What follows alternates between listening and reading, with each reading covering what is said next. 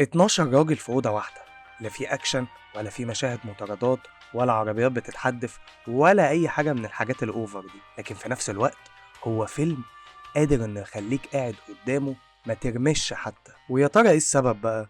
مش عشان الكاميرات طبعا ولا الإضاءة ولا الإخراج، لكن علشان الفكرة نفسها.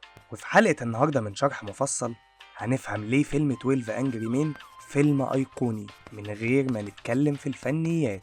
جهز بقى كوباية الشاي الجميلة لحد ما التتر يخلص.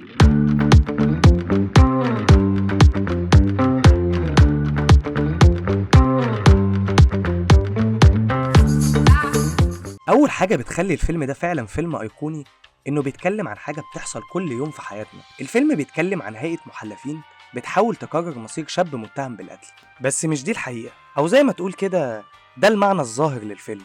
لكن المعنى الباطن إن هو بيتكلم عن كل مرة بنحكم على حد من غير ما نعرفه، عن حكمنا السريع عن بعض، عن إننا بنصدق اللي يريح دماغنا حتى لو كان غلط.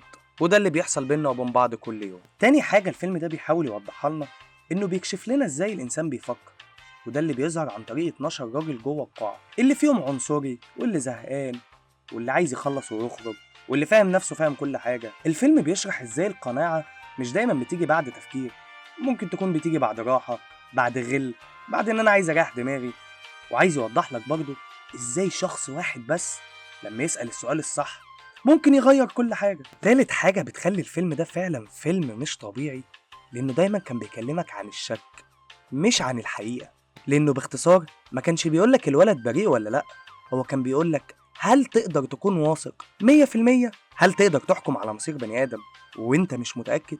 وده بقى اللي بيخليك تتساءل، كم مرة في حياتك قلت أنا متأكد وانت في الحياة مش متأكد من أي حاجة؟ رابعا لأنه بيكشف شخصية الإنسان من غير ما يقول اسمه حتى. مفيش أسماء للشخصيات، بس كل شخصية بتتعرى قدامك بالكامل.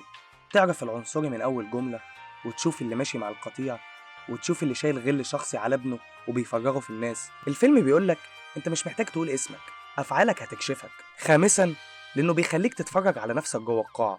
في مشاهد معينة هتحس ان انت واحد من ال 12 دول، ممكن تبقى الزهقان أو الخايف أو النايم أو اللي بيجامل.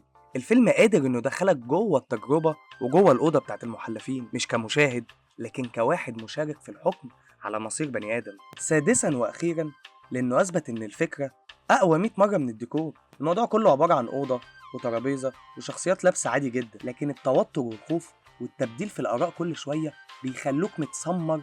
وده يثبت إنك مش محتاج ميزانية عشان تعمل فيلم عظيم. الفكرة الصح أقوى من أي حاجة تانية. وعشان كل الحاجات دي فيلم 12 أنجري مين فعلا فيلم أيقوني. وبس كده، هي دي كانت نهاية حلقتنا من برنامج شرح مفصل.